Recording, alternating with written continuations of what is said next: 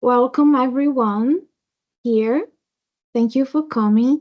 Welcome everyone there online to this hybrid roundtable at King's College London, Digital Methods in Brazil. I am Janna Joceli Omena, a lecturer in Digital Methods in the Department of Digital Humanities. And I'm going to moderate this session together with Thais Lobo, who is joining me in the second part. So this event is supported by King's Digital Futures Institute, the Center for Digital Culture, and the Digital Network methodologies. This roundtable aims to foster dialogue about the current state of digital methods in internet research in Brazil. It is also a celebration of the emerging research practices, and we want to kick off a global South network of digital methods, starting from with Brazil. Um, the program is divided in two parts. In the first part, we have the interventions of our guest speakers and myself. And after the tea break, we will have a moment for critical commentary, Q&A, and collective discussion. And I'm really looking forward to that. Let me briefly introduce or present our guest speakers. Moment. Alan Angeluci, Elias Bitencourt, Giulia Tucci, Richard Rogers, and say thank you so much for being here. Thank you for accepting this invitation. Thais Lobo and we are moderating the session. And also, because the Brazilian cluster is the majority here in this table, I thought it would be nice to show you which region of Brazil we are from. Elias and we are from the northeast of Brazil, Recife, Pernambuco, Elias, Salvador, Bahia. Thais, Giulia, and Alan, they are from the southeast. Thais and Giulia from Rio de Janeiro, and Alan from São Paulo. Well, you are welcome to join this mural board to introduce yourself and to write your questions. Thais is also sharing the link in the chat. So throughout the interventions, please feel free to leave your questions there. You are also welcome to join the Mapping Digital Methods in Brazil. So this starting point of starting a Global South network about digital methods. Of filling up this form. Okay, I'm going to kick off this table with my opening talk. I'd say to situate what digital methods are we talking about. And to do that, I want to introduce a definition and unpack digital methods from three perspectives.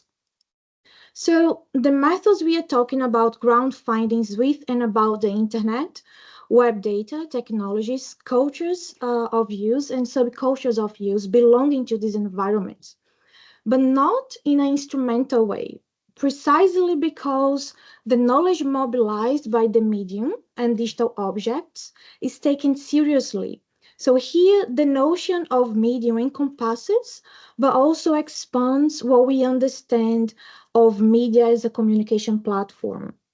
Um, and the methods invite us to understand not only dominant platforms, but also web technologies, research software and tools, and how they integrate into research methods, accounting for their own concepts, languages, and practices. So this mindset sets digital methods apart from instrumental uses of the medium through research practice, enabling us to think of the topic of investigation along with computational media. So I think we can safely say that these methods are not only about doing stuff with data, or a question of more data, or the idea of migrating existing methods to the online environment. It is not also mastering ready-made packages methods, or even the mastering of developing code and software. And this is a definition that introduces digital methods as a particular form of research practice that is crucially situated in the technological environment that it explores and exploits. So, for example, let me use the Brazilian protests against and in favor of the impeachment of President Dilma Rousseff in Brazil back in 2016.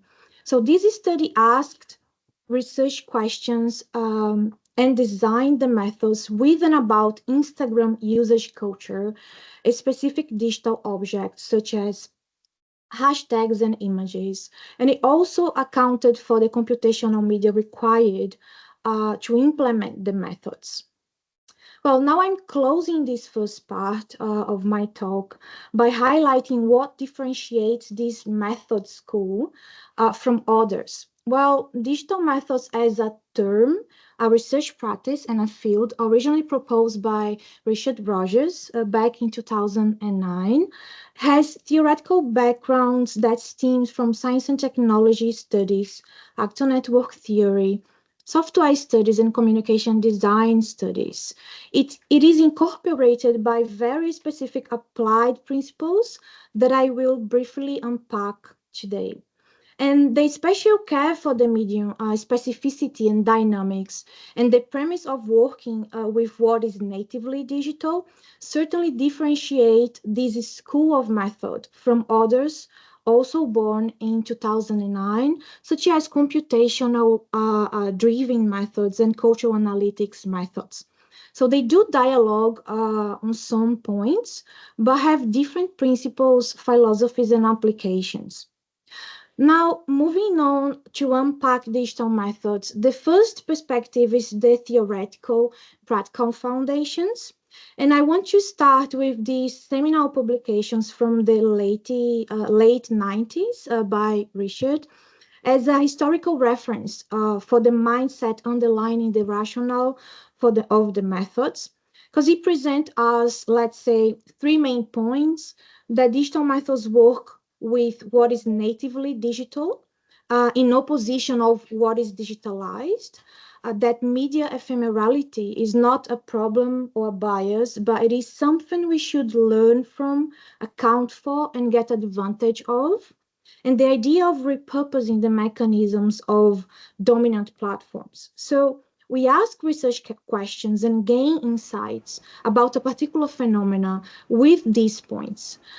So we developed the ability of see the topic of study through lists of digital objects or keywords that should be good enough for data set curation and further analysis, as in landscaping climate change, by querying search engines using specific keywords and following specific links to list URLs. You see there a link following technique. So then in this example, climate change is analyzed through different hyperlink maps. Data visualization as a means of inquiry is another theoretical practical foundation of digital methods.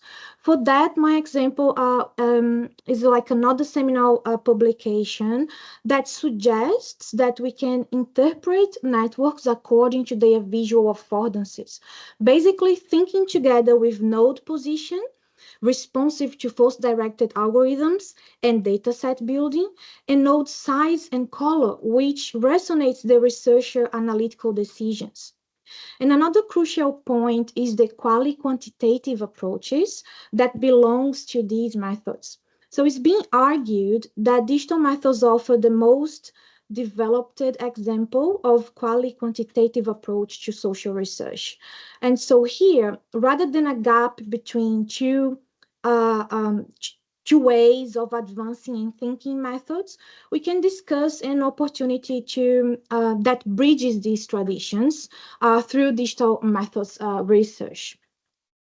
One example about the entanglement between quali and quanti involving a back and forth interactive dynamic in research practice, it is the network vision methodology, which proposes a system of methods for the study of online image collections with AI and through network visualization. So we start with a qualitative approach to make the image collection and rely on AI to classify, interpret images.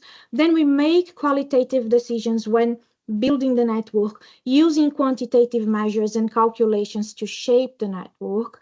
And quali and quanti aspects can guide the interpretation of the network.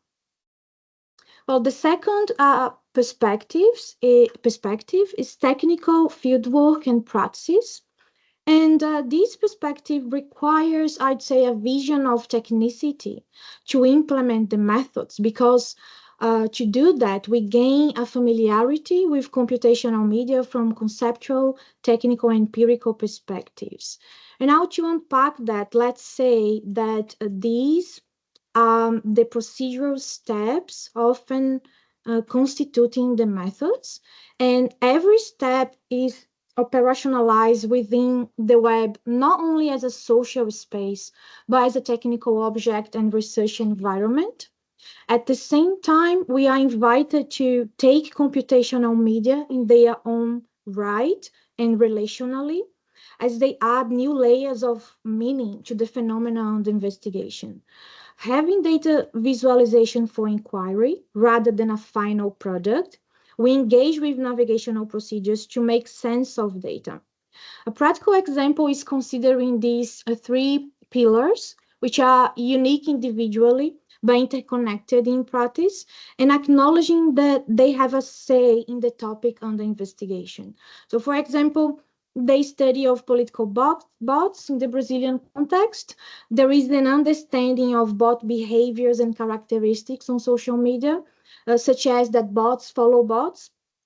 So a list of bot-like accounts serve as an entry point to scrape bot following networks, and the metadata of these networks allows the study of political bots, agency, and behavior in the Brazilian context, such as investigating the role and the presence of the ghost accounts in socio-technical environments, and also political bot visual vernaculars, the appropriation and reappropriation of the Brazilian flag, symbols, and logos, or detecting fake accounts using human profile and highly politically engaged. As we know, there is an inevitable engagement with software and AI platforms through every step of the methods. And in a sense, our role as researchers, when looking at so many possibilities to work with, is developing the ability to orchestrate the computational media necessary to implement the methods. And this is why digital methods researchers understand computational media conceptually, technically, and empirically. And finally, because data visualization is a means for inquiry, we engage with a navigational procedure. An example is using Gephi overview combined with looking at the data on Instagram itself, using annotated visualizations to study the circulation of Amazon Fire's images across the visible web. And these photos illustrate, I'd say, the relevance of using big screens, annotated visualizations when applying this navigational procedure. The third and final point to unpack digital methods refers to method schools and software code development. And I almost finished concluding my intervention. Digital method schools create an environment of collaboration and also interdisciplinary setting. So I can list, I'd say, four reasons that can back up what comes out of digital method schools. First, as a means of teaching and learning digital methods. A second, an amazing space, I'd say, for methods and tool creation. There is also a reflective aspect in critical perspective. that is achieved in collaboration. Insights impossible to grasp individually. And last but not least, the project reports resulting from these schools have been serving as starting points for producing relevant scientific knowledge. So there is a culture of developing open methods, recipe, tutorials, and open software to enable method reproducibility. For example, King's Capture and Analysis Toolkit is now available across faculties thanks to the open source code created at OILab and also with Digital Methods Initiative. Another example is MIM Spectogui, which mediates video and API calls, but benefited from open source scripts developed by Bernard Rieder and André Mintz, and also idea generation about methodological applications. As a result of that, benefiting more than 1,000 users now of this software. Well, this was supposed to be an introduction or an attempt to situate what type of digital methods we are discussing or maybe we want to discuss in this roundtable. And I just wanted to thank you for listening. And I'm going to invite our first guest speaker, which is Alan Angeluci, Senior Lecturer at the Department of Information and Culture, School of Communication and Arts, University of São Paulo. Okay, hello everyone, good afternoon. It's a great pleasure to be here today. Actually, it's an honor. Thank you so much, Janna, for inviting me and making this happen. So congratulations. Also, congratulations for Thais Lobo that helped us to sort everything out here. And I also would like to thank Jonathan Gray here and Liliana Bonegro for such a warm welcome this week here at the Digital Humanities Department, here at King's as well. So thank you very much. I'm really happy to share some thoughts today with my colleagues that are online, my amazing partners, Giulia, Tucci, and Elias Bitencourt. They're coming next. And last but not least, Richard Rogers here. This big reference for all of us. Thank you for hosting me in the University of Amsterdam. The past few weeks was really nice to be there for all the inspiring, conversation, knowledge exchange. So thank you very much for that. So yeah, so my challenge here was like try to map a little bit of the research on digital methods in Brazil, like kind of a state of art, but not like that. So that's why I conducted like a kind of bibliometric search, trying to map researchers all from all the regions in Brazil, from the north to the south. So my challenge here was try to give you a big picture of what people are doing there and what they're researching. Would like to start from my group. So this is SMU, the Smart Media Users Research Group. Coordinate this research group like for 10 years. We just celebrate 10 years last year. And now we are in a big group at the School of Communication Arts at the University of São Paulo. So we conduct a lot of research. And recently, like the last 4 or 5 years, we started doing digital methods, like following some references. So it's a great opportunity for us also as a group to discuss digital methods. So my talk today inevitably reflects our group perception of how digital methods have evolved in Brazil over those years. So should you be interested in learning more about our work, please visit us at smartmediausers.org. So we will be very happy to share and talk in other opportunities, okay? So these are some pictures of our people there, like in seminars, some events we do there. So last few months we have Lev Manovic in an event. So we're quite exciting group doing like many events, try to contact with people. So please join us. So talking about Brazil, that's why we are here, right? We try to take a look on research of digital methods in the country.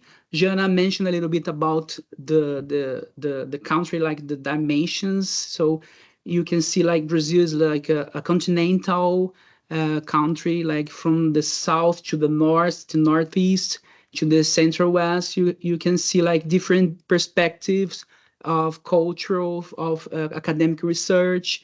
And this is quite a challenge for us there because we are kind of um, surrounded by Spanish-speaking neighbors, like the Hispanohablantes countries, like Argentina, Chile, Bolivia, Peru, and everyone else. And we also have this big ocean bordering us, like the Atlantic. So this, distance from not from all different regions in the world uh, also represents some aspects of distance and connections as well from other regions. And we think that this might be, of course, an opportunity when we challenge this distance in terms of scientific research. So just to give you some context before starting, it's important to mention that research in Brazil is predominantly structured around public universities. So they are crucial in the academic production. The majority of these institutions are federal universities, so they are operating under the umbrella of federal government. Uh, Also, there's some state-run universities governed by state administrators rather than the federal government. So the university I came from, University of São Paulo, is under the umbrella of São Paulo state government. So this kind of situations gives some opportunities and also some challenges in terms of conducting research. Um, uh, Brazil has also a strong tradition of publishing in its native language. So Brazilian Portuguese is like our main production language for doing research, which prioritize national impact over global reach. So most of Brazilian researchers, mainly in the communication field and the social science, applied science in Brazil, they often face financial and structural limitations, mainly for publishing journals. So it's quite challenging to achieve and maintain like international indexing standards. And this several effects hinder the global visibility of Brazilian research. So, of course, there's lack of institutional incentives for publishing international journals, also the high costs associated with open access publications. There is also a still developing culture of internationalization in academia in Brazil. And also there's also many other broader geopolitical challenges influencing research dissemination. I'm not going to explore this in this talk today, but it's important for you guys to have this complex context in mind, because this scenario drives me to what I am telling you guys today, why I decided to collect this kind of publications and how they kind of give a sense of what people are researching in Brazil. So regarding this data exploration, how I conducted, I sought some concrete evidence from a more quantitative perspective to support certain insights that I bring here today. So I decided initially to conduct a survey scientific production on the field to get a broad picture and identify some relevant trends that could provide some food for thoughts for us. So I searched for a database from some journals and some institutions and some books that are very used in the country. Of course, this database has many potential research pathways, but due to the time constraint here, I made a few selections that I will present for you guys. So this month, January, I did some Google search using Google Scholar to extract the exact phrase métodos digitais, which is digital methods in Portuguese, like exactly métodos digitais in Portuguese without time restriction. So the idea was to really try to see which people are doing digital methods and mentioning digital methods explicitly. Because some people are kind of doing digital methods, but are not mentioning the references or mentioning these expressions. So we try to focus on people really mentioning digital methods explicitly. So that was our our focus.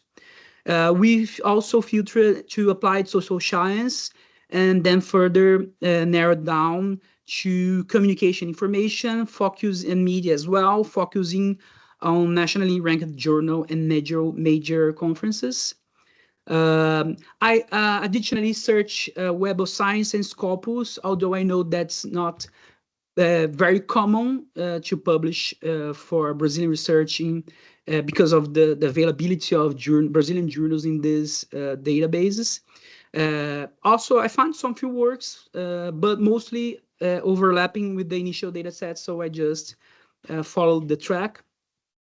A total 228 publications were extracted. Then I manually curated, like using some Pythons to clean it up. And I had the final data set of 117 publications. Okay.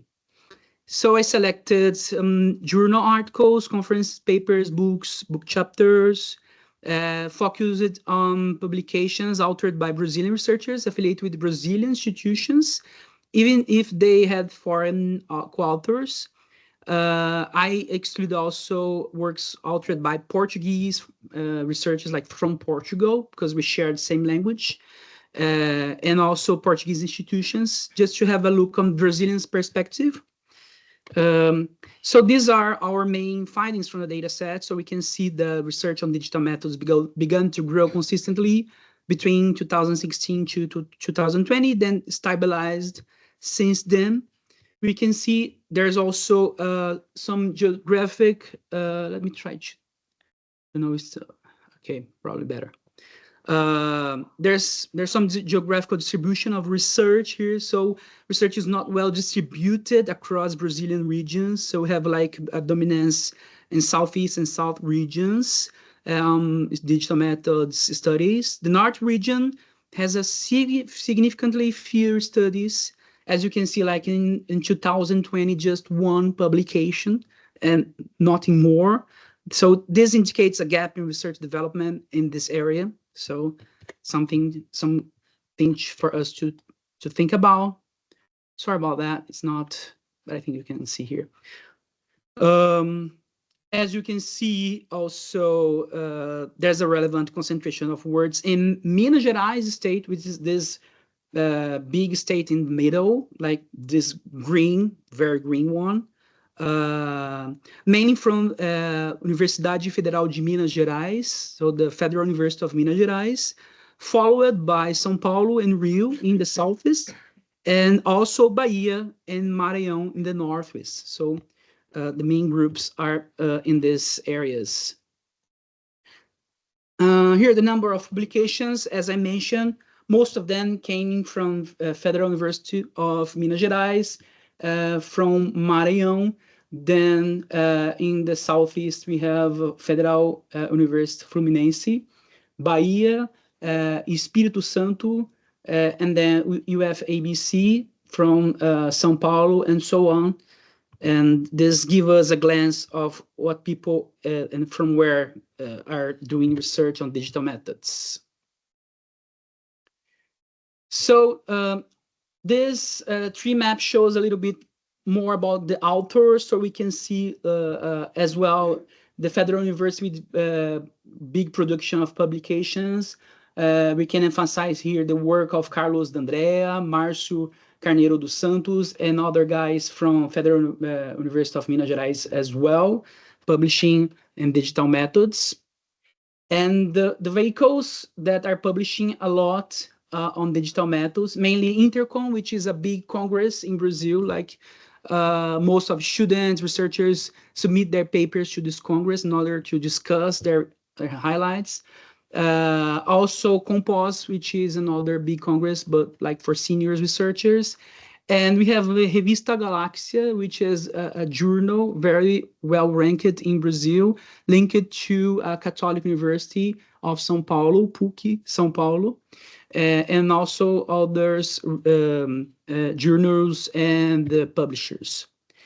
So this is just to highlight some interesting aspects regarding the publications. We can see here the word cloud of titles. So although we can find important discussion on social phenomena themselves, it's undeniable that there's a strong focus on how data is collected and analyzed through digital platforms, even with some gaps in the methodological process.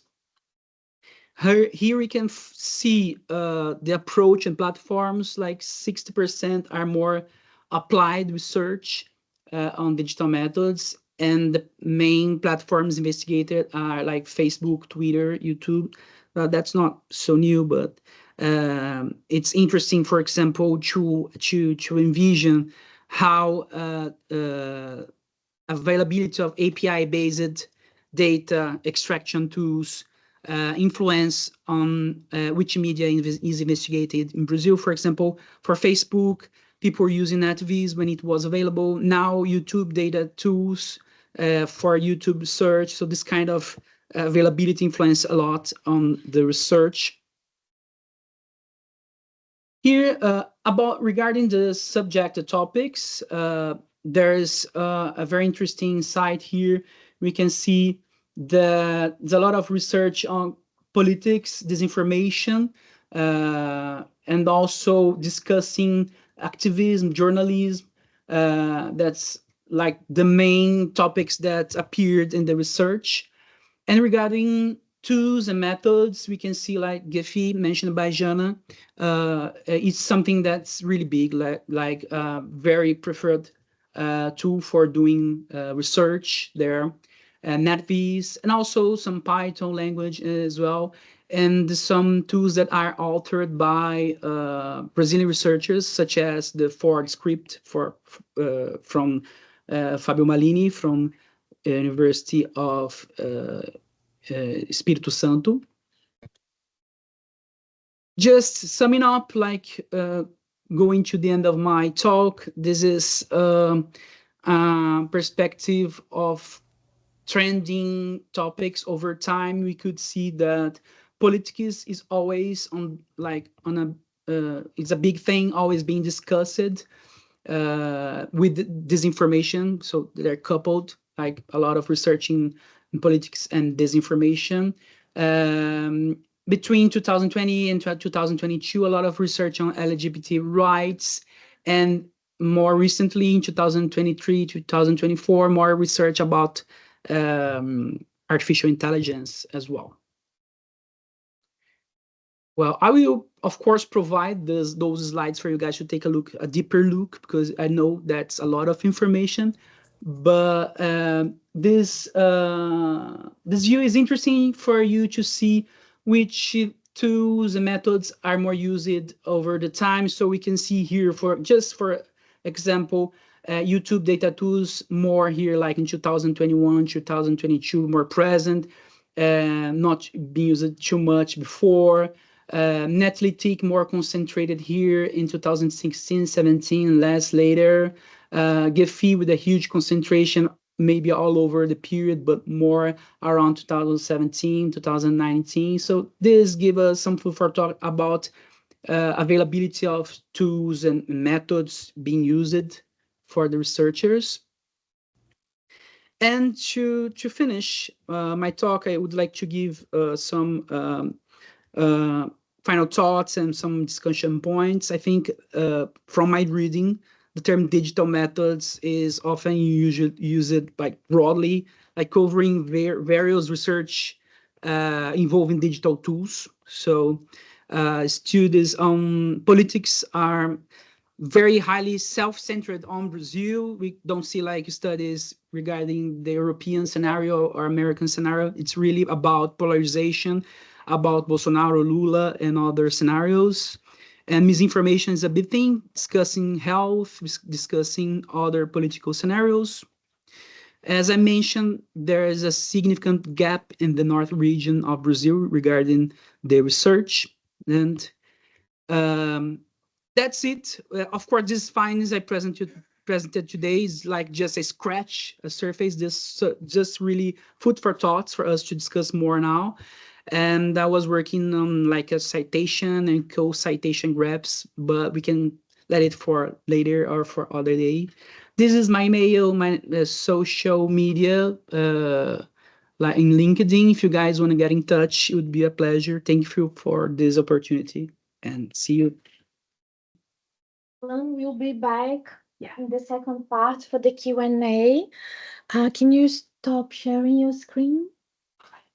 Oh, it's here. Okay, it's here, sorry. Now I wanted to invite our second guest speaker, Elias Bitencourt. Elias, you can start sharing your screen. Elias is an associate professor in the design undergraduate program at the State University of Bahia. And when you're ready, Elias, you can start. Okay, thank you. It's fine. So, good morning and afternoon, everyone. Good afternoon for my friends over here, and morning for my Brazilian friends. It's a real pleasure and an honor to be here today. So, I want to start by thanking Professor Janna Joceli for the mention and for the invitation. I also want to acknowledge Professor Rogers, Professor Thais, and my colleagues, Professor Alan and Professor Giulia. It's such an honor to be among with all you today. So my goal today is give you a quick overview of key research traditions and agendas in Brazilian media and communication studies that have influenced the growth of digital methods in the country. However, connecting digital methods with Brazil research tradition isn't so simple because Brazil has a long story of digital studies shaped by different schools of thought, scholars, research objects, and perspectives. Some align with what we call digital methods, others don't. Some overlap in certain areas, but may completely diverge in others. So there is also another challenger. The term digital method itself, as mentioned before by Alain, many researchers in Brazil do research that could fit within digital methods, but don't necessarily self-identify with or categorize the research under this field. Some develop the digital approaches organically, blending influences from other traditions without direct previously exposure to digital methods as a formal concept. Others, however, claim to do work with digital methods simply because they use digital tools, analyze data, or wrote a basic web scraping script in Python, for example. So if you ask who works with digital methods in Brazil, you might find those who don't, while overlooking those who maybe do but don't say or even realize they do. So to set a baseline for the discussion today, I try to map it out 7 research categories of research, grouped them by recurring agendas and methodological approaches. So of course, this reflects my experience as a researcher and journal review, and it definitely doesn't capture the full picture. So here we have the digital activism studies, which have been around since the 90s, social network analysis works, also research inspired by material theory like STS, actor network theories, and new materialisms, studies online cultures and communities, privacy and governance, research on digital democracy, and more recent work using digital mixed methods, so to speak. So mapping this onto core digital methods, principles like media repurposing, platform affordances, cultures of use, medium specificity, following the medium and online groundness could be a bit tricky because it's hard to say which ones align more or less with digital methods without being unfair and unresponsible with my colleagues and fellow Brazilians. So to make this discussion a little bit easier, I built a quick and dirty spectrum-based framework. Again, it is not a factual representation of digital research in Brazil, and it's just a way to organize things and encourage our dialogue today. And of course, it's completely biased by my own experience and criticism. So here what I did. Um, I picked four key principles for digital methods and I placed them in two axes. On the vertical axis, we have the following medium and online groundness. It worth mentions that I know these concepts are not opposite, but I'm just trying to expose tensions between methodological and analytical approach from Brazilian researchers. Some researchers recognize the dynamism and the medium, but rely on external validation methods like interviews instead of digital traces. Others do the opposite. So in the second axis, it looks like platforms, agents, grammars, and specificities versus media repurposing as method. Again, it's not about opposition, but it's more about different emphasis. Some researchers consider affordances, but still use traditional virtual methods, while others repurpose media without fully engaging with these epistemological specificities or don't fully consider how platforms may shape knowledge. So from this, I identified four quadrants. Each one highlights such different spectral tendencies in digital research and also some gaps in Brazil. So starting clockwise, the first quadrant includes studies that follow the medium and repurpose the media as method, but is still relying on external validation and may overlook platform affordances and grammars in shaping the phenomenon.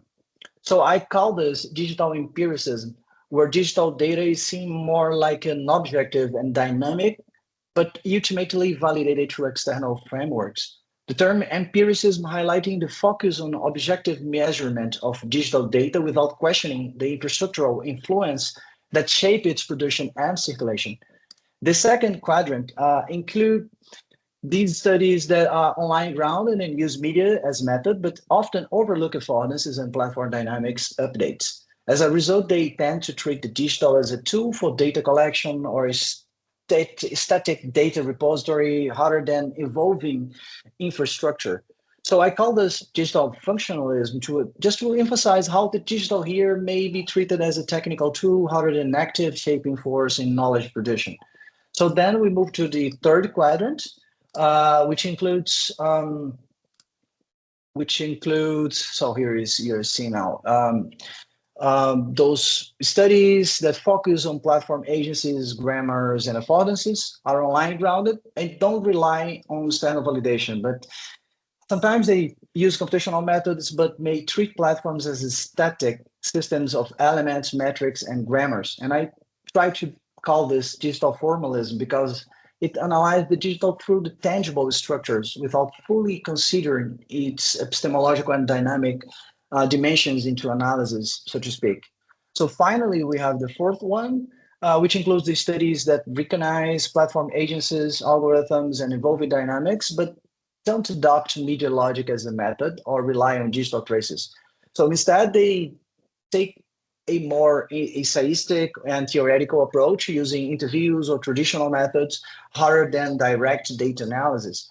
I call this digital observationalism because it studies the digital as an epistemic field where affordances and dynamic updates shape both research objects and the research itself. However, it doesn't fully incorporate media logic as a method when not staying in a theoretical propositional sphere. This study may use interviews, surveys, or virtual methods to validate the arguments. So in other words, the digital here is treated as an onto-epistemic object of investigation rather than an onto-epistemic infrastructure repurposed as method. So now where do different research groups, Brazilian research papers fit into these frameworks? So of course, these include not those that identify as digital methods, but also those that don't or that have helped to shape the field in Brazil. So let's begin with what I think is the foundational research for digital methodologies in Brazil. These two fields were essential in emphasizing the importance of platform updates, the agency of affordances and grammars, and the validation of the phenomena through the own digital traces. However, they still have limitations when it comes to repurpose the media as a methodological approach. In pink, we have the research based on new materialisms, STS, actor network theories. This study mostly falls within the observationalist spectrum, but play a key role in highlighting media agency, situated analysis, and digital dynamics. This is especially important in a field where many Brazilian communication studies are still rooted in a more hermeneutical and anthropocentric perspective, so to speak. So in white, we have the network analysis studies, which were very popular in the early 20s. They're still relevant today, of course, but they have evolved significantly. So back then, these studies sat between the formalism and the observationalism as they built networks using APA data, but didn't always consider how algorithms and platform grammars shaped and reaggregated the data they used. So moving forward, we have here in orange, the online and culture community studies, which are mostly observationalist, relying on interviews, ethnographies, ethnographies, and discourse analysis. However, they played a key role. Sorry, just minding my time. They play a key role on systematization of methods for the study digital phenomena in the field. This helped shape new generations of researchers and have since updated these debates with more online grounded approaches. In green, then we have the digital democracy research, a long-standing field in Brazil that gained traction with the INCT program funded by CNPq to support multi-institutional and interdisciplinary networks. So shaped by political polarization, digital governance, and democracy, this study helped to drive digital research in Brazil, offering learning toward functionalism, treating platform as data collection tools rather than fully engaging with hypotheses and platform dynamics. However, the rise of message apps and popularization of social media has pushed this research toward media repurposing and online grounded approaches, creating space for methodological experimentation and new generation of more mixing method researchers, which bring us to the next one group, which is the group of mixed method studies that combine theoretical and methodological frameworks from different traditions to explore variety of objects. So this movement doesn't follow a specific agenda, but cuts across multiple studies, emerging as a more transversal trend and recent research. They build on STS studies, network analysis, and computational methods, bringing research closer to what we may recognize as a digital methods, properly speaking, nowadays. So these studies are mostly recent and driven by a younger generation of researchers, many of whom are independent and work outside universities, collaborating with research institutes, NGOs, and government agencies. So finally, we also have the group that seems to be testing the waters of digital method, but hasn't fully embraced it yet. So governance and privacy studies recognize affordances and platform dynamics, but sometimes remain observationalist, showing more virtual methods and conservative approaches. Digital activism studies, with some recent exceptions on algorithm racism, is worth to mention, but they most rely on hashtag carries plus content analysis without fully considering how digital infrastructures re-aggregate the phenomena they examine. So what does this mean for us today? So I think we can say that digital methods research in Brazil moves across different spectrums, revealing some particular characteristics. But there are still some real challenges in fully adopted digital methods. I'd say the biggest difficulties are on recognizing affordances, grammars, and platform specifics, dynamics in a situated way, and also treating media as methods. I go as far as to say that this resistance maybe comes from the deeply anthropocentric and hermeneutical traditions in Brazil media and communication studies.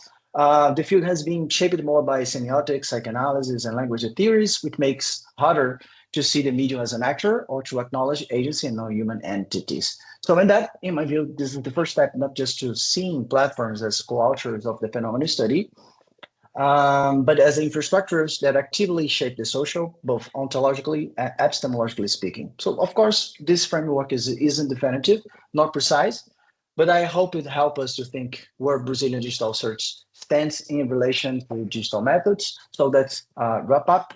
I would like, if you would like to learn a little bit more about my lab and what methodology we are developing, you can find all the information on our bilingual website.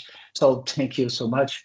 And I look forward for our discussion. So sorry to expand a little bit more than what I thought.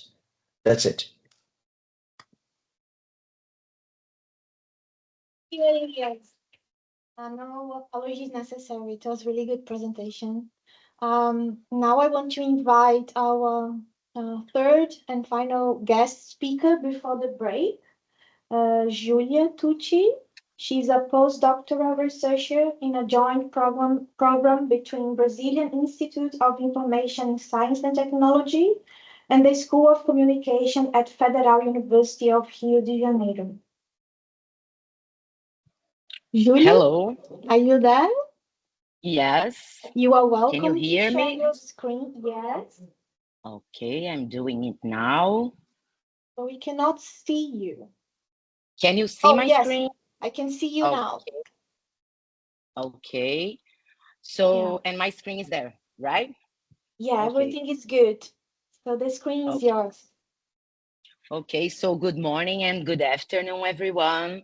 It's a great pleasure to join you remotely at King's College to present this initial mapping of digital methods and tools developed by Brazilian researchers. This presentation aims to highlight contributions to the field of digital methods pioneered by the outstanding work of Richard Rogers. I also want to recognize the relevance of the super important initiative by Janna Joceli Omena, a dear friend and a reference in the field. It is truly an honor to speak at this event alongside such distinguished figures like Alan Angeluci, Elias Bitencourt, and Lobo. Thank you very much, Janna. So going to the timeline, digital methods made in Brazil. This timeline represents a synthesis of methods and tools developed by Brazilian researchers over the last 15 years that are or could be used in digital methods research. What I do want to emphasize is that is an initial mapping based on my own background, and the idea is to expand this list further, both with tools that I have not come across yet, and with new methods and tools that are yet to be developed. And I hope this event here can serve as a starting point for that expansion. So before diving into the timeline, I will outline the criteria that I used to select the resources presented here. So first, each tool I mentioned, each tool and method that I included had to be documented with at least one accessible reference, such as a publication, a repository, or a web page. Second, the tool or method needed to have a direct application in internet research, offering users some autonomy, which includes functionalities like creating data sets, loading previously collected data, selecting and filtering analysis, and or exporting analyzed data. And third, they had to be non-commercial and free of cost. So my starting point was to select tools that I have used personally, followed by tools from researchers whose the work I am familiar with. And finally, I conducted a small search for métodos digitais, which is digital methods in Portuguese, on the Lattes platform, which is Brazil's academic curriculum database, to identify some additional developments. So again, while detailed, this process is not exhaustive. So there are likely open source tools that are not included here yet. So moving back to the timeline, which includes 19 methods and tools spanning multiple digital platforms. The tools are listed here in the row on the top row, and the methods are listed in the bottom row. So of course, due to time constraints, I won't cover each of them in detail, but this complete timeline and a detailed spreadsheet containing relevant information, references, and all the related links to each tool and or method will be made available after the event. I will talk to Janna to make this possible. So here are a few highlights that I want to show of the tools and methods developed by Brazilian researchers. So the first one is PegaBot, a tool adapted from Botometer, trained for the Brazilian context, which is really important to detect the bot accounts from Twitter, at the Institute Technology and Society here in Brazil. Also, the Python code adapted to Meme Spectre by André Mintz, that was an essential adaptation for the use of Meme Spectre, this amazing tool for analyzing images with computer vision APIs, as mentioned by Janna. Also, the WhatsApp Monitor by Fabrício Benevenuto's group from the Universidade Federal of Minas Gerais, as mentioned by Alan, and collaborators, but it was a crucial tool during the 2018 presidential election here in Brazil to track disinformation networks on WhatsApp. And the same group also developed later the Telegram Monitor. So also I want to highlight here, really important, a book containing a lot of methods, Métodos Digitais, Teoria Prática Crítica, which in English is Digital Methods, Theory, Practice, and Critique. So I have to mention this seminal book on digital methods in Portuguese language, edited by Janna, the first book of digital methods in Brazil and also probably in Portugal, since it was the first one in Portuguese.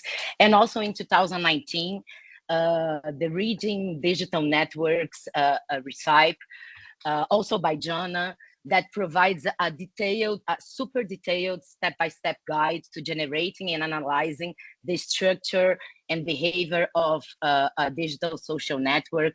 I use this a lot of times to create very beautiful visualizations. I also want to highlight this method, create a time-varying analysis of YouTube search results and related videos, which was created by João Guilherme Bastos dos Santos. It is a method for time-varying analysis, as the name says. It is integrated with YouTube data tools, and there is also a tool associated with it, but that's not yet public. But the tool was showcased and used during 2 editions of the Digital Methods Initiative Summer School in the University of Amsterdam, coordinated by Richard Rogers. And last but not least, the Desinfodb, which is a database, a repository that it's under construction, soon to be released. The URL is already available, but it will be a repository that will aggregate content verified and flagged as disinformation by fact-checking agencies in Brazil, particularly content targeting diffuse rights, developed by Josir Cardoso Gomes at the Brazilian Institute for Information in Science and Technologies. Just some key observations about the complete timeline is that it's notable that how many tools emerged in 2018 during Brazil's first presidential election, shaped by disinformation campaigns on platforms like Twitter and WhatsApp. And also after 2021, with the platforming phenomenon and migration of extremist profiles to Telegram, we see a shift focused toward this platform. And also this is aided by its open and well-documented API. So now just here, a tool overview. So this table categorizes all the 11 tools by purpose, accessibility, and functionality I have also included, when available, a screenshot of the tool here in the last row.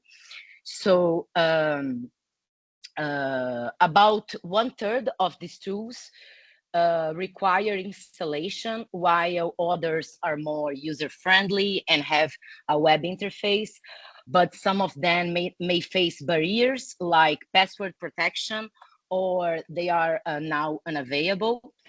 So some tools like Pegabot and Capitu became non-functional after the termination of Twitter's API, like a lot of other tools that we were used to use in our research.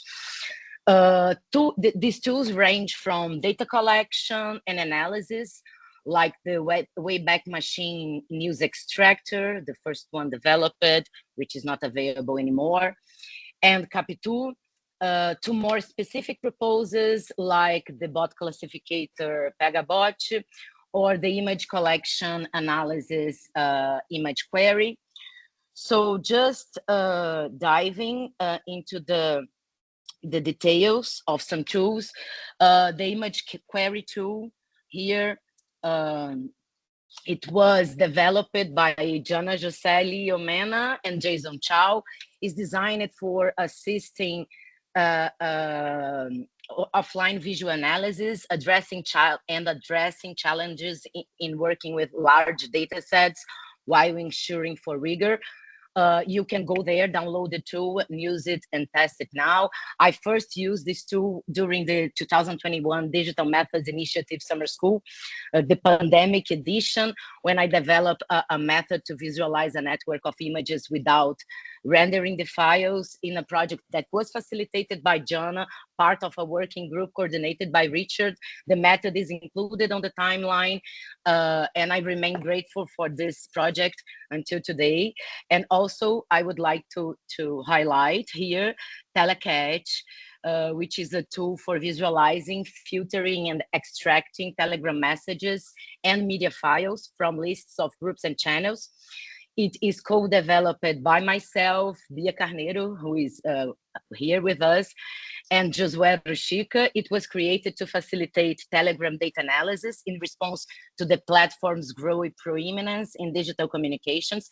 I invite all of you to go to our repo on GitHub, download the tool, and install it to test. So just going back to my final considerations. So this timeline highlights innovative contributions from Brazilian researchers to the field of digital methods. However, it also indicates the need for better documentation and networking to amplify these contributions globally. Additioning, by fostering multidisciplinary collaborations and events like this one will be essential to address the complex challenges of digital methods research. Here in Brazil, we face significant challenges, such as the lack of investment in research, which is critical for maintaining computation infrastructure and servers for this kind of research. Moreover, data access remain a global challenge, particularly for the Global South. Just a last example, TikTok's academic API requires affiliation with an European or North American institution. Here in Brazil, we are not eligible for applying. So thank you for your attention. I look forward to your feedback, questions, and especially ideas on how we can expand this mapping together. Thank you. Thank you, Giulia. Thank you so much. So we will have now 10 minutes tea break. And after 10 minutes, we're going to be back for the critical commentary by Richard Rogers and a Q&A and the open discussion. So thank you, everyone. Let's drink tea or water or coffee. I'll see you in 10 minutes. So, welcome for the second part. Now we have like Richard Rogers as discussant. Richard is professor of new media and digital culture in the Media Studies Department and director of Digital Methods Initiative, Humanities Lab at the University of Amsterdam. So, join me in welcoming Richard. The floor is yours. Okay, thanks very much. Yeah, okay. Thanks so much for the invitation and for the opportunity. I want to thank everyone at King's, in particular, also the Brazilian digital methods researchers who have gathered together to make a quite a remarkable presentation on the massive amounts of work that you've been doing in Brazil over more than a decade. So this is for me, this was very special to hear. And so what I want to do briefly is on the basis of what you presented, and this is very sort of spontaneous, is to give you a sort of reaction. And so I've entitled this Remapping. So I mean, you've mapped it out very, very well. And now I want to sort of try to remap it in the sense of tell you what your maps sort of inspired in me to say about the work. So I have three. I basically have three larger points. And so the first one is and maybe it's this, maybe it's this. Yeah. So what I found interesting was the question of the specificity or the generality of Brazilian digital methods, and I wanted to frame this in a sort of language that that is sometimes used to discuss the specificity of method per country, and this is a term called methodological nationalism. It's a critical term.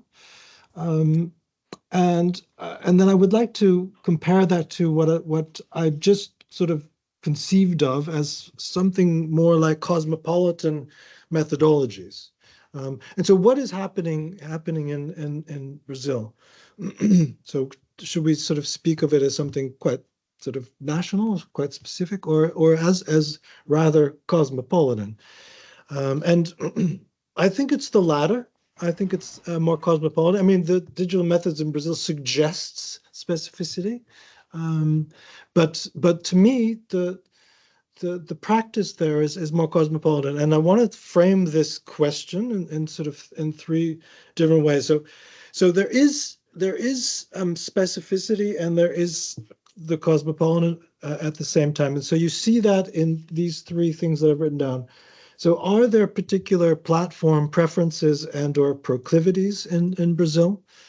And I wanted to think about that in terms of, well, are the objects of study those objects that are sort of, kind of the most popular or prominent in Brazil, or such as, I don't know, is Facebook, WhatsApp, or do they follow more kind of international trends, which is, for example, up until 3 years ago now, the sort of like all the amount of work that was done by Twitter data compared to everything else, right?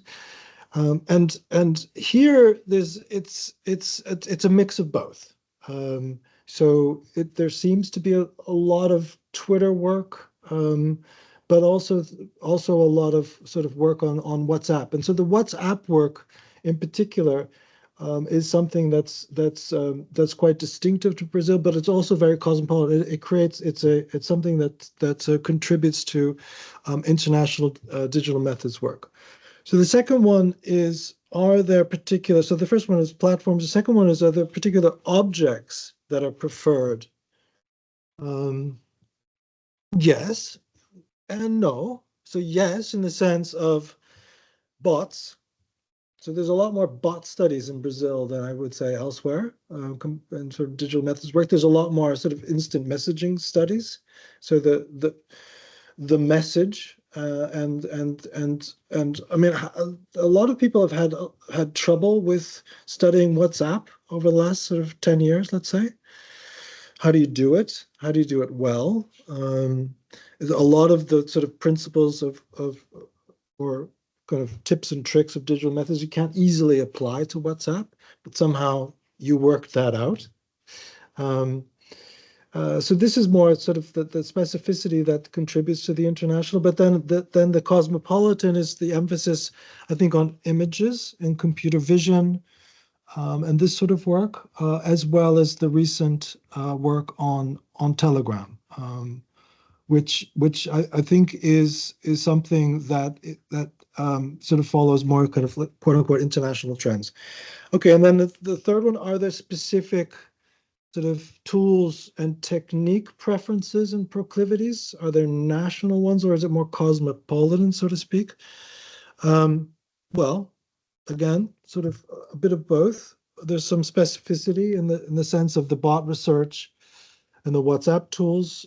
There's the international in the computer vision, and the telecatch.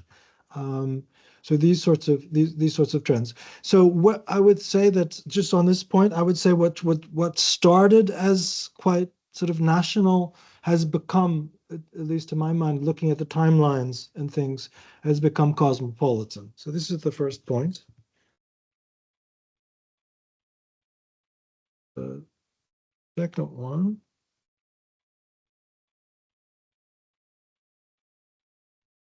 Yeah.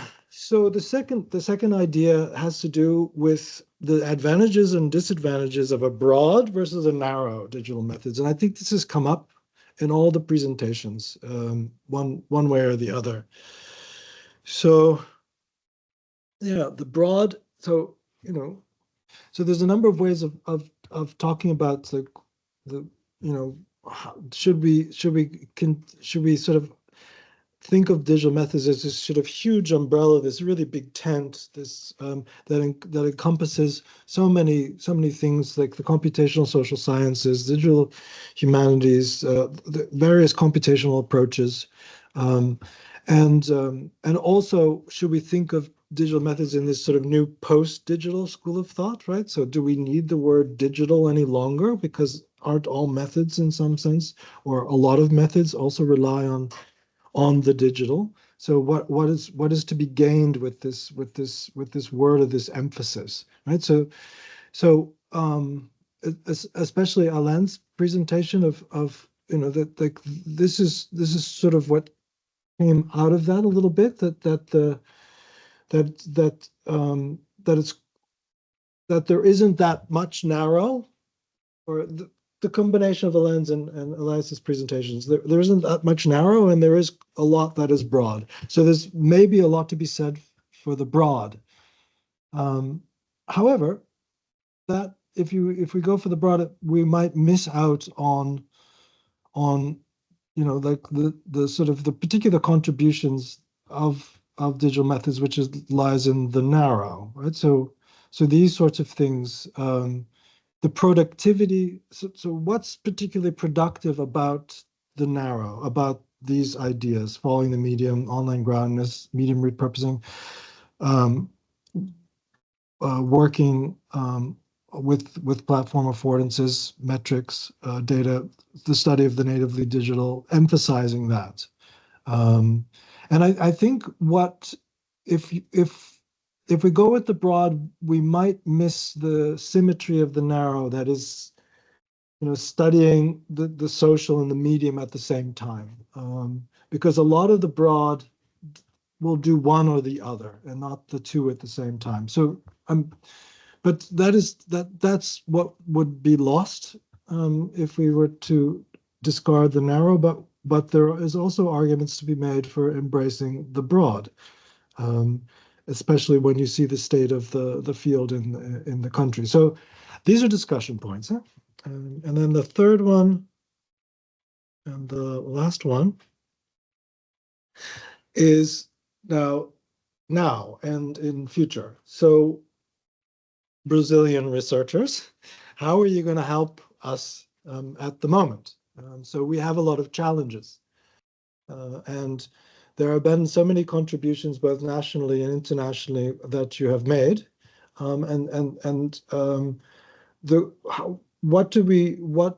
are the current contributions and how to move forward? So I see that there are quite a few contributions to the current data dearth, or the end of big data, so to speak. So this idea of the API is drying up, and now we have to sort of return to scraping or move to those platforms that are more sort of generous with their data, which is sort of alt tech. And so we've seen in some of the Brazilian work that the latest tool and technique development, and this is a shout out to you, Giulia, that there's a lot of emphasis now on working with this, the alt tech, especially Telegram.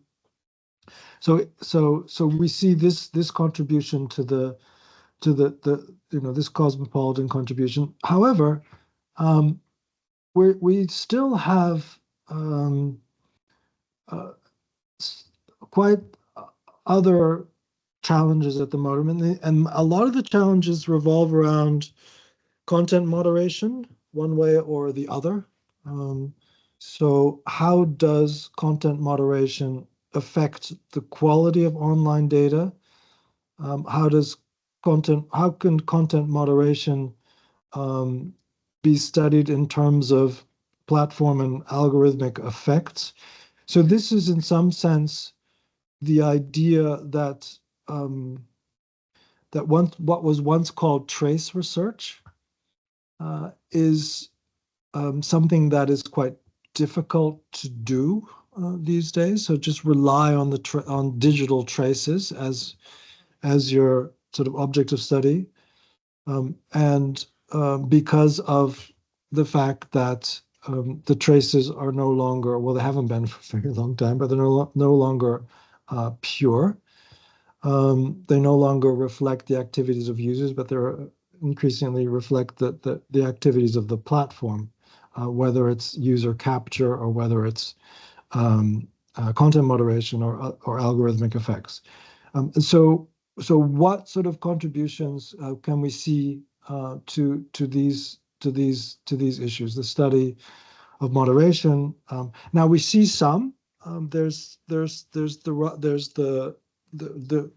not new, but over the last I guess, well, since the bot studies are revolve around Bolsonaro politics, but more recently, I think the larger emphasis on disinformation. So here, this is one way that you could see of the contribution being made for Brazilian digital methods to this area, to content moderation. But I think there could be more, and I think this is sort of an invitation to take up some of the current challenges and make additional cosmopolitan contributions. That's it. Do we have any questions for any of the panelists? Yeah, maybe we can start with the audience here.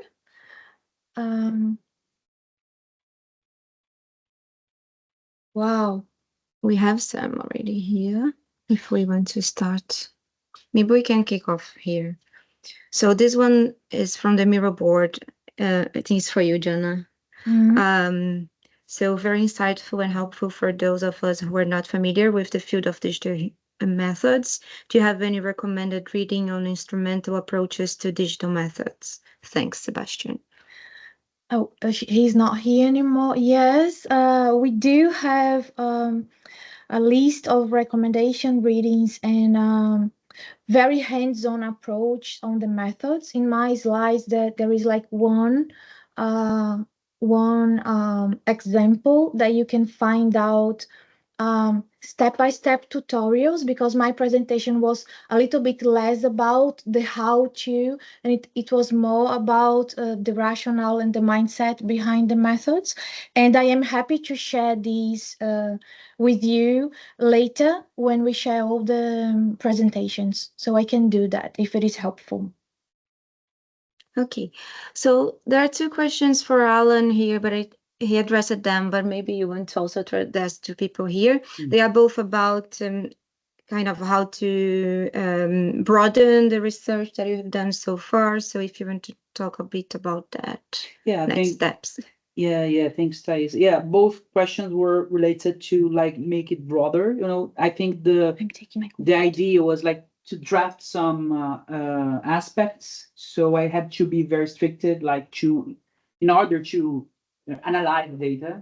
So that's why I focus on these particular aspects of Brazilians from Brazil, from Brazilian institutions doing research on national publications and so on. But of course, as we mentioned, there's much more being done, like in different vehicles or in different spaces. So this is what we were discussing recently, Jana, Thais.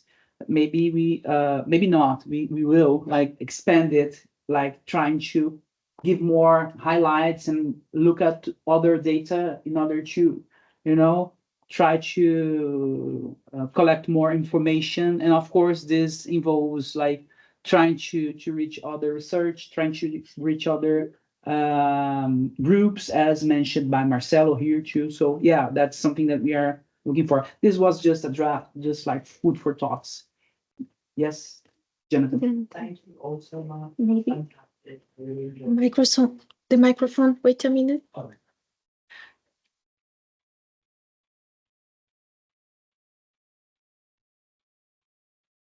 Thank you so much, everyone, for such rich engagement to situate digital methods in the Brazilian context. I like the way that everyone took the starting point very seriously and did a lot of reviews. And it was a really interesting kind of periodization, like multi-layered periodization of work in Brazil, which I found very useful. And thanks for Richard. I also found that kind of the questions and prompts at the end really helpful as well. I was wondering, sort of bridging between everyone's talks a little bit, if like, you know, in the European context, in the Dutch context, one can situate digital methods as it's kind of found in Richard's work in relation to other fields of inquiry and other kinds of developments that were happening around it. I was curious whether in the Brazilian context, when you looked for how digital methods was being taken up and how it was being developed, were there other kinds of companion fields or adjacent fields that might tell you something about how it's unfolding in the Brazilian context? So, for example, I don't know, I think in the event abstract, there's a mention of data journalism. There's a little bit of that narrative, I think, in the introduction. But I was curious about what, if you could maybe elaborate a bit on some of the other kind of contexts or ways in which digital methods have been taken up. And I'm also thinking of kind of, there's a very obviously strong kind of hacker culture. There's a strong culture of open source software development. And I wondered if any of those kind of connect up in any way to. Elias and Giulia, do you want to say something?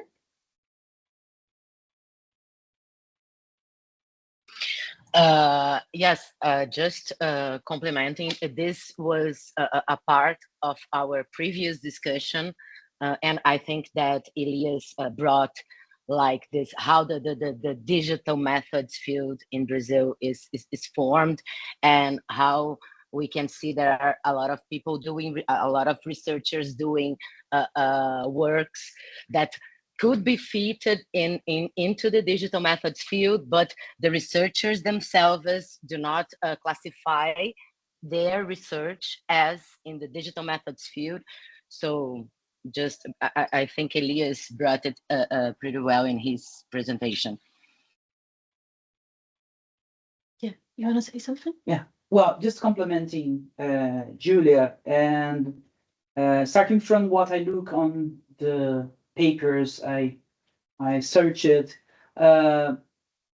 There's often some structured around digital methods, and when you look at publications, you can see like digital methods and controversy mapping, also of course actor network theory, like that's like blended. Sometimes we can see this very much digital sociology as well. Sometimes we can see this kind of bridge.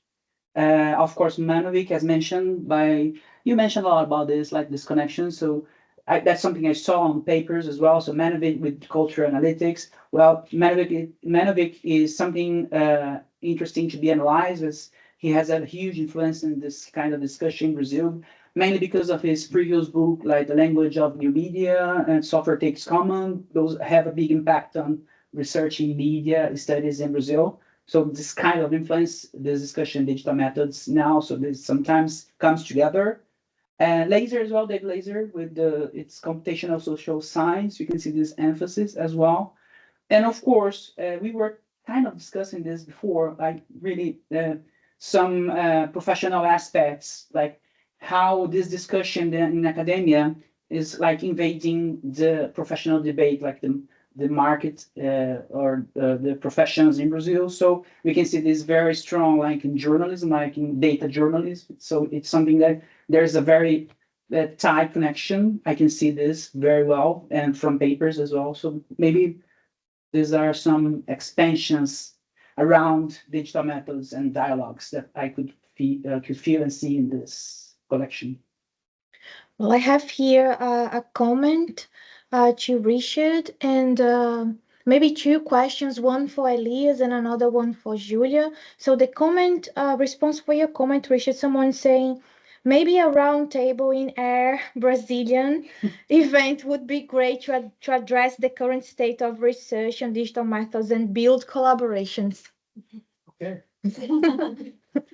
There was a comment for you. Then for Elias, someone is asking, Elias, you mentioned that what comes closest our understanding of digital methods is work by more recent researchers, not necessarily in universities, some outside the university. Could you say more about that? Okay. Which I found that interesting, if I understood that correctly, that you were talking about how there were practitioners outside of the university who are collaborating with universities on digital methods research, if I understood that correctly. So I was curious to hear more about, I guess, who is doing digital methods outside of the university as well. Well, so thanks for question. So the idea is because Brazil has a very particular reality on founding and space for receive the newest doctors and postdoctorates. So usually we finish our doctorate and we have no space to work because the big universities usually just accept professors by very strong and rare process of selection. So most of those doctors usually came to the market, and work with some other initiatives like creating NGOs or institutes, and over there they are applying and developing some methodologies. For example, in Brazil we have the Democracia em Cheque and other institutes. They are not necessarily working under the university umbrella, So, and this is very special because these researchers are working on reports and other types of scientific material that are not necessarily visible because they are not under the peer-reviewed journals or DOI identifications. So that's what I mentioned. We have a new generation of researchers that are more familiarized with this digital methods and digital method scholars, and not necessarily this new generation are working as a professors and starting to formate another generation. You know, they are in a more practical field and working in a more honing mode.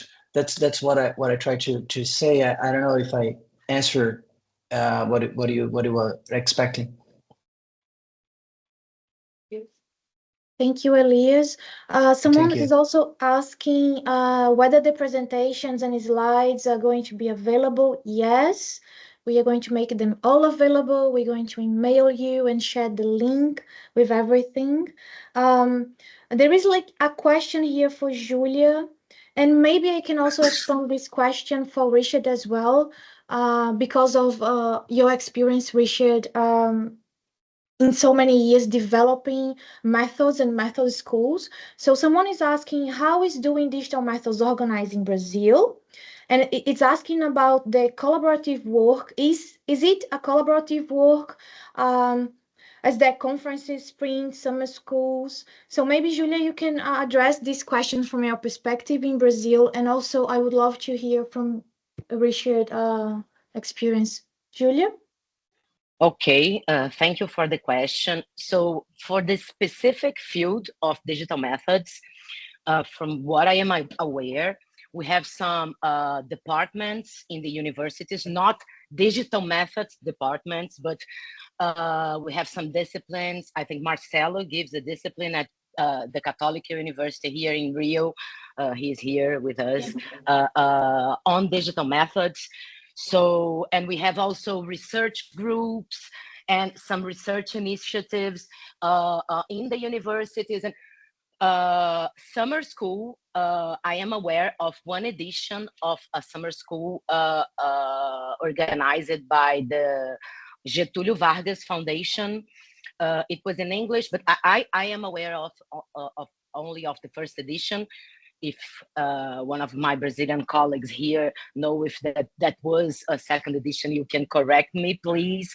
But for sure, I know that a lot of groups, research groups that work with digital methods here send their students, I can talk about myself, to the summer school in the University of Amsterdam. It was where I met Janna, I met Richard, and when I started to classify the work that I was already doing, and it was around digital methods, but that was when I was start to say that I am a digital methods researcher. So that's how we are still organizing ourselves in Brazil. So, and also that's why this initiative promoted by Janna is very important for us to create connections and start this network, start to do more collaborative work. So thank you. I'll pass to Richard. Thank you, Giulia.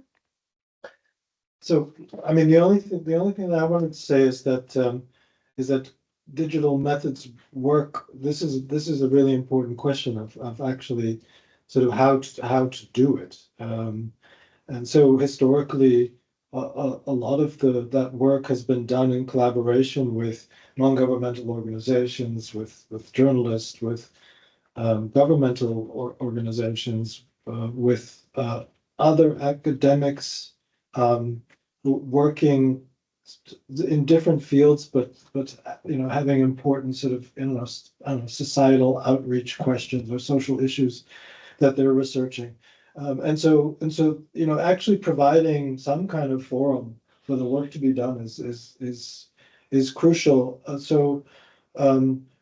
The way we do it is quite specific, and it's been going on for some time. So maybe it can be recommended, but we provide a kind of platform for people to do digital methods work at the same time every year. Sort of, we have the winter school and the summer school, and they're at the same. It's you can plan it basically. So it's every January and it's every early July. You know, and for us internally, these are teaching free periods. So we plan it so that people can actually sort of, you know, do some work for in a sprint format. So the sprints are a week long or 2 weeks long. We have experimented with so these are open sprints, and in some sense, they're kind of unconferences in the sense that the agenda is open and then you fill it in. We give it an overall theme, but people come with projects and then you do the projects. We have experimented with a couple of other formats, and which I can also recommend. And these are sort of more expert sprints. So it's just a particular group of people. But the emphasis is on completing a project. And this is also very important. People aren't necessarily used to that. They're used to coming together and hearing presentations, and then sort of leaving. And there's also a culture in academia and beyond of not really wanting to commit for more than half a day, day and a half, like for European projects. That's literally day and a half. That's the format. So we're actually introducing this short form research workshop format, which is actually a 5-day commitment, is something that goes against the grain. So what I noticed is that in Brazil, so many of the elements are in place, right? So there's the research culture, there's the conceptual work, there's the tool development, but as someone, I think what you're intimating here in your question is that sprint platform or that workshop platform has yet to be developed, and yeah, I would encourage you to do it. Thank you, Richard. Well, on that note, I also wanted to share something very briefly, that this aspect of digital methods for me is really what fascinates me, this collaborative environment, but also the culture of open methods, culture of like developing software and open software, right? Rather than, or in opposition of, I'm going to create my methods and this like a secret. So and I think everyone in a sense benefit from it, is like a win-win situation. So yeah, I would love to start these to kick off like this dialogue and connection, and connect with people in Brazil, and maybe creating more opportunities for we maybe start this new way or culture of advancing methods. I would love to navigate more questions, but we don't have time for that anymore. So just thank you for the panelists who joined for the Q&A.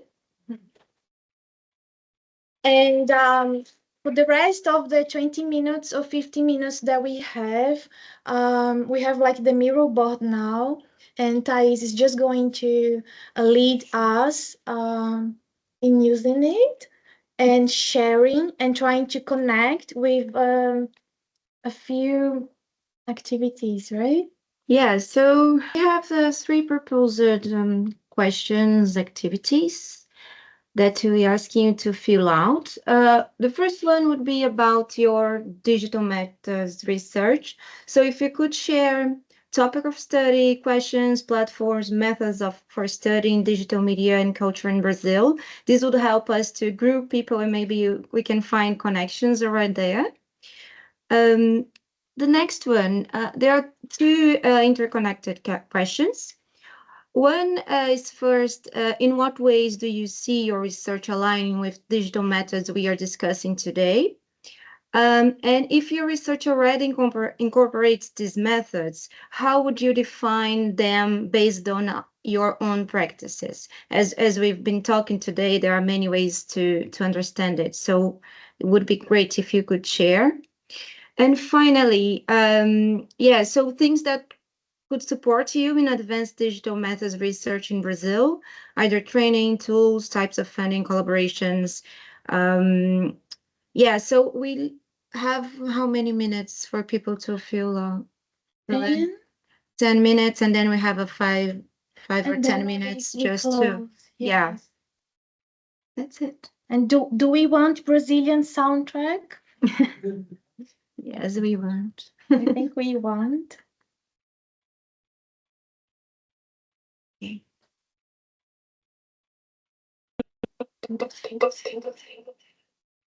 Can you hear me?